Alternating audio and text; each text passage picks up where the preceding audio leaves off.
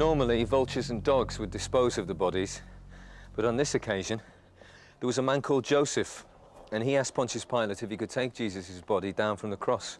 So permission was given. Jesus was taken down, wrapped in linen, and brought to a nearby garden tomb.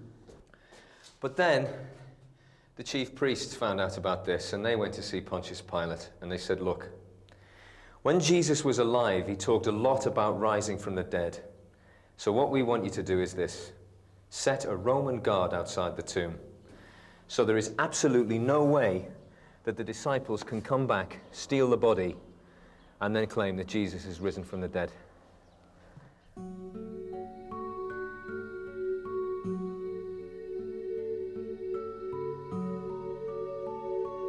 Because Jesus died on a Friday and the next day was the Sabbath, it wasn't until early Sunday morning when some of the women who followed him arrived with their spices to embalm his body.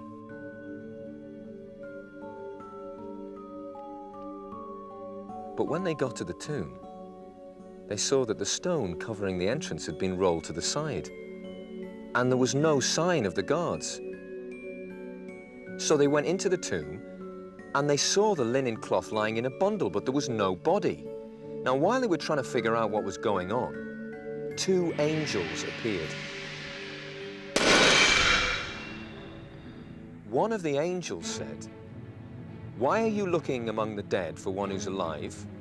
He's not here, he's been raised. Remember what he said to you while he was in Galilee.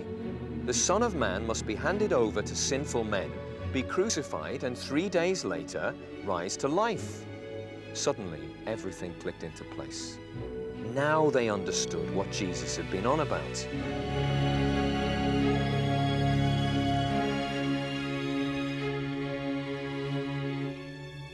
Some of the disciples had lost their faith. They were confused, they were bewildered, they were probably angry that the man that they'd known for 3 years wasn't, after all, the Messiah that they'd hoped for. Some of them went back to fishing. I mean, what else could they do?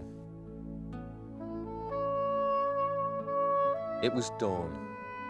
They'd been out all night and they'd caught nothing. They were tired, they were fed up. And someone was shouting at them from the shore, and he looked vaguely familiar. "Caught anything?" he asked. "No, not a thing," they replied. "Try lowering your net on the right side of the boat." "Well, what difference is that gonna make?" Anyway, they did it because they didn't have anything to lose. When the nets were pulled in, they were bursting with fish. One of the fishermen looked up and then realized it was Jesus. "It's the Lord!" he shouted, and he dived in and he swam ashore. Jesus had got a fire burning, and that morning, the lives of these disciples was changed forever as they sat and had grilled fish for breakfast. Now, over the next 40 days, hundreds of people saw Jesus. These appearances weren't visions, they weren't apparitions. He had a real flesh and blood body that could eat and feel.